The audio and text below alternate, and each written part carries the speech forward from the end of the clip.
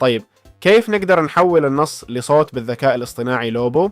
نضغط على إنشاء مشروع، ثم نختار صوت قصير في قسم النص، وبعدها نبدأ المشروع. زين، شوفوا المفروض يقدرون يسوون كذا، بس هنا يقولون في خطأ بالسيرفر. ما في مشكلة، هنا ما يقولون شيء، بس نقدر نختار ونكتب النص اللي نبيه. نقدر نختار الصوت من كل الأصوات الموجودة، فيه أصوات احترافية وعالمية ومتعددة اللغات، حريم ورجال وغيرها. نقدر نغير الصوت ونغير السرعة ونستورد النص ونغير طريقة النطق إذا بغينا نغيره للغة ثانية أو شيء. فيه تحسين الصوت إذا عندنا الاشتراك المدفوع، وبس نضغط على توليد ويبدأ يسوي الصوت.